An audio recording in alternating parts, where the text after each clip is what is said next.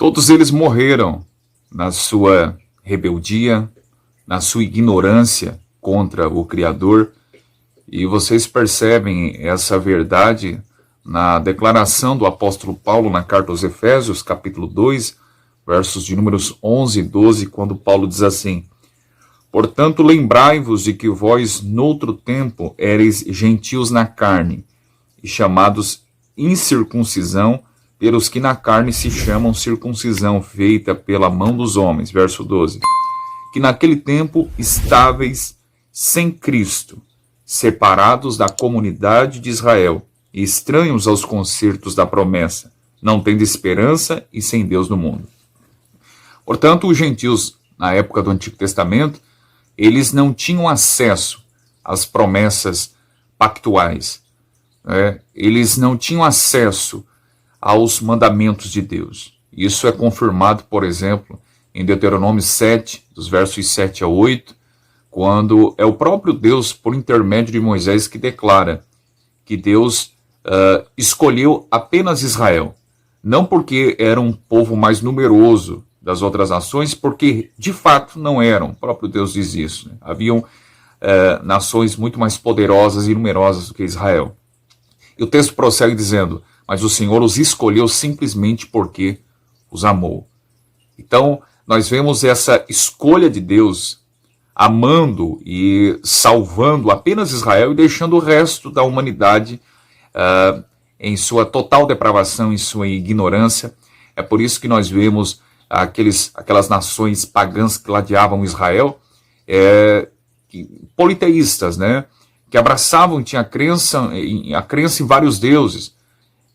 Nós vemos entre os egípcios vários deuses, pelo menos 10 deuses lá que adoravam lá na terra do Egito.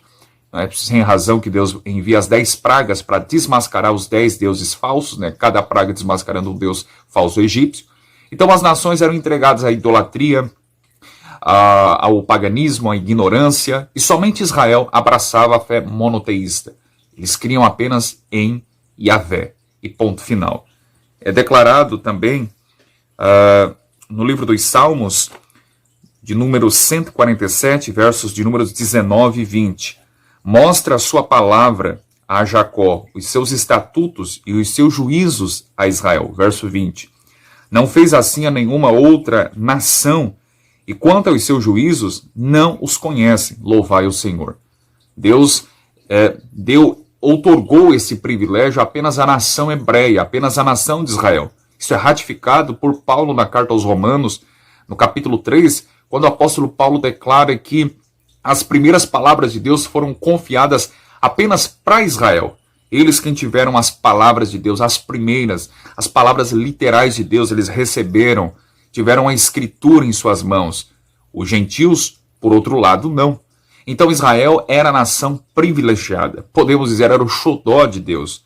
As outras nações, as nações gentílicas, foram entregues à sua ignorância. O próprio Jesus confirma isso quando falou para a mulher cananeia, né? Que não veio senão as ovelhas perdidas à casa de Israel.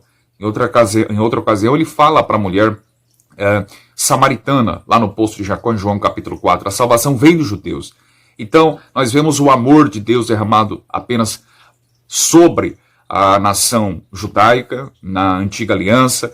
Vemos as palavras de Deus confiadas primeiramente a eles, os mandamentos de Deus, né? Toda essa questão de obediência, moralidade, santidade, entregues apenas a Israel e as outras nações entregues ao pecado cada vez mais, né? Aí você pode dizer, não, mas e aí como é que fica? Os gentios eram salvos ou não? Deus seria injusto? Aí, meu amigo, isso aí é problema teu, né? E de Deus, né? Então, se tem alguém que tem que indagar aqui, é você a Deus e não eu, né? O apóstolo Paulo, em Romanos capítulo 9, declara que Deus tem misericórdia de quem ele quer ter misericórdia. Ele se compadece de quem ele quer ter compaixão. Isso não é da minha conta, muito menos da tua conta, tá bom? Só ficamos com o que diz a Escritura. A Escritura mostra isso de forma clara e explícita nas páginas seletivas da Escritura.